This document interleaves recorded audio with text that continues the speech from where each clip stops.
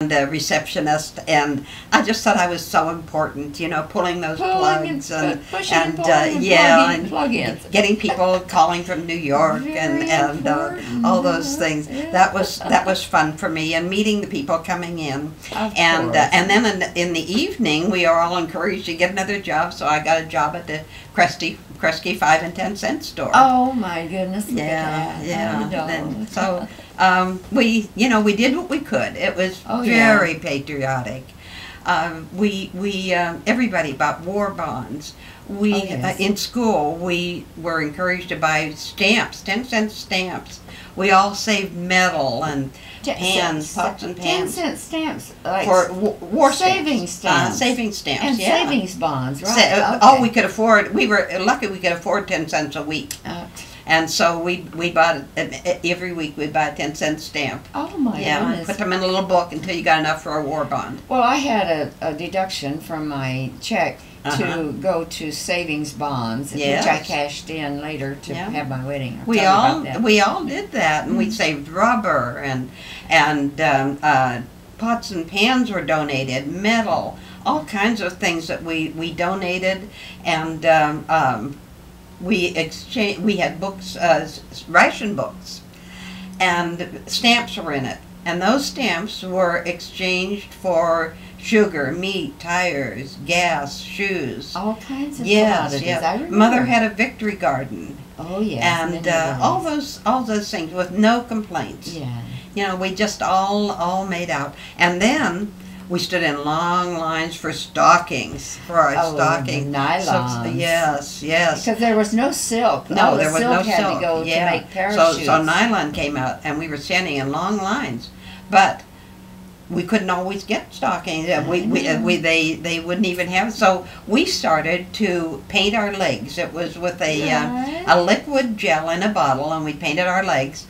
And then we took an eyebrow pencil and drew a line up the back so that it would look like we had stockings on. Oh my goodness. And you still have some of those stockings, I don't do, you? yeah, I've got them. Yeah. And how'd you keep those stockings Oh, on? yes. Yeah? We all wore girdles. Oh, the girdles. And the girdles had the garters on to hold the stockings Oh, you up. had to wear a girdle. Oh, yes. No jiggly behinds and no panty lines. Right, yes, Got to hold the stockings up all right, Yeah, and so we just really made do, you know, and got along fine. Oh yeah, well everybody adjusted, but it was an all-out effort. Yeah. By this time, as I told you, my family had relocated, had come into Los Angeles, and of course all the coastal cities had to be blacked out if there was an alert sounded, because we were vulnerable to submarine raids. Yes. And so all of the office buildings would have their windows blacked out during an alert. Residences have no lights on.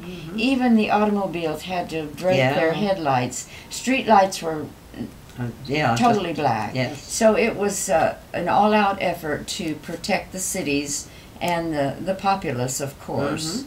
And did you have an air raid shelter? Well, our cellar. We used our cellar as our shelter. Oh. We lived up in a log cabin up on the hill, and here's a picture of the log cabin. And we had lamps, so they didn't make too much light. But the warden still kept track of everything. He made his rounds and made sure that we did. And did you meet your boyfriend? Well, actually, right about that time, in March of 1942, this sailor brother brought someone home. Their ship had been damaged by a hurricane at sea, and they had to go into San Diego for repairs. And the ship was in there for 6 weeks, and my brother was bringing his shipmates home to make Liberty. They had 72-hour Liberty breaks from time to time. And during that 6 weeks, they came to Los Angeles. We had group dates. We went bowling and horseback riding, and of course lots and lots of dancing. Oh yeah. Oh yeah. By then you could dance. I was dancing by then. I did a lot of ballroom. Loved it, and it was just a wonderful thing that we could enjoy that together, because we hit all of the night spots in L.A. and with all the big bands. With the big band, the Hollywood Palladium What had fun. them all. Glenn Miller, Harry James, Yeah. Jimmy and Tommy Dorsey, and they had these headline singers like Tony Martin, Doris Day, Lena Horne, and later on, toward the end of late in the 40s, Frank Sinatra came on the scene. He favorite was of everybody. big. Oh well. Anyway, so the ship was in for 6 weeks, and then they had to go back to sea. And this guy that my brother had brought was a sailor from Chicago, and he took a shine to me. He liked my long, flowing red hair, and not only, well, you talk about two proposals. They were desperate. He was on the rebound, actually. He had just broken, his girlfriend had sent him a Dear John letter. Oh, dear. Yeah. So he got his ring back. I wonder to this day. Anyway, he said he said, my mom, I'm going to write my mom and have her send you a diamond ring for that finger. So you better take off that ring you got on there and you're going to get a ring. I said, oh no, that'll never happen. Well, guess what? A couple of weeks later, here came this little box in the mail, and there was a beautiful diamond ring. And I wondered if it was the one that she gave him back. I don't think so. No, my mother-in-law later told me no. That was you're right. Anyway, I put it on, and there I am, engaged. Just like that. This guy from Chicago. Wow. Good. His name was Burley Fisher. After 6 weeks, Margaret. 6 weeks of courtship. I'm almost ashamed to tell about my wedding plans. It's not a pretty story, but I'll tell you now that it's all over and it worked out all right. You remember the slogan during the war, loose lips I sink sure do. ships. Yes, yes. And that meant that everything had to be totally censored. Every piece of mail going in or out was subject to the military censor. I have letters with pieces torn out. Yes, Yeah. they would actually censor them by they took removing them out. certain parts.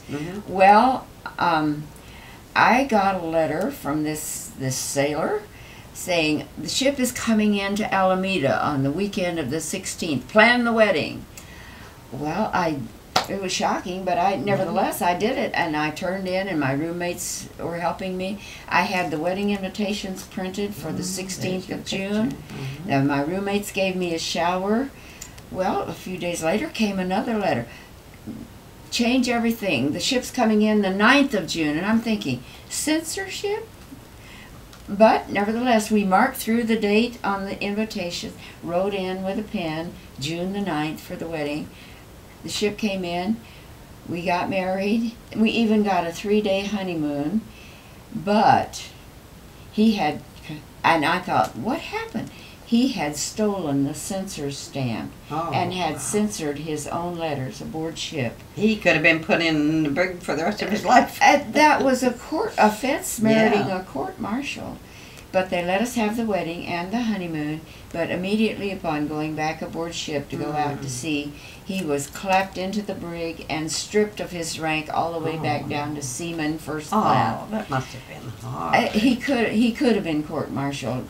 Well, then, mid-war, Roosevelt died, and he was the only president during the whole world war. I mean, World War II. Yeah, and my sis and I were asked to sing at one of his memorial services. They had them all over the country, and we sang "Jesus Savior Pilot Me." If you can imagine. That's amazing. Isn't that something? Well, it's there was everything was, we all turned to God even more deeply at that time in our lives, because we were so vulnerable. We trusted God to protect our loved ones as wherever they were, and to protect all of us at home as well. And our leaders were godly. President Roosevelt was a godly man. He had he would often invoke the name of God in his fireside chats, and remind us of our dependence on Almighty God. And I think Churchill was definitely a godly man as well. So prayer and God were not foreign to us at God that and country time. went hand in hand, didn't they? Absolutely. Yeah.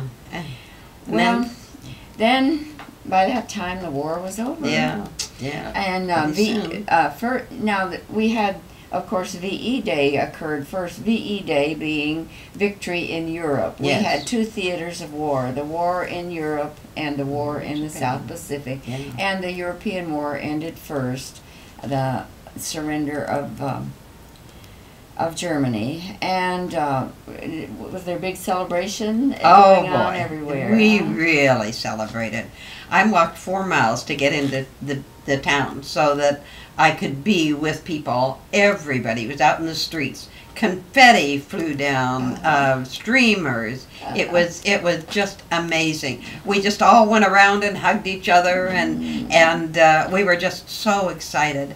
It was just a wonderful evening. I'll never forget it. I still have some of those streamers that I picked up Oh from my the goodness. street. You are the Yeah, I was. You are I'm the I'm a pack memorabilia rat. gal. You are. Well, There was such a change then. You know, after the war was over, then there was no rationing. But first we had VJ Day. shortly after VE Day. Then VJ Day, Yes. Victory. The Japanese surrendered in the Pacific, and that war was over. So that was in August of 1945, and in September, my new husband got home to the little studio apartment that I had rented, and we tried to begin our lives together. Well, And- there was such a change. No, Oh, you know, many changes. and I think of the new look in fashions. The clothes had been short because of using the fabric for the boys' course. uniforms and so forth. But then we got the new look, and they were clear down to almost to our yeah, ankles. and the Yeah. coats were like swing style, straight from the shoulders with big shoulder pads, and they flowed, Yeah, and that was my going away coat. Yeah, Yes. yeah. Well, and cars were manufactured again, and they had a big housing boom, especially in California, Oh, where you Southern live. California just broke loose with all Yes, these little yes. cracker box tracts, Yeah. you know. And But Al and I were still in Pennsylvania, so well, we got married. We eloped to Mexico and got married there in '48, and then had our children in '49 and '50. So that takes us into the '50s, oh and well, that was another. we- That's a whole new story. began life again. Yeah, yeah.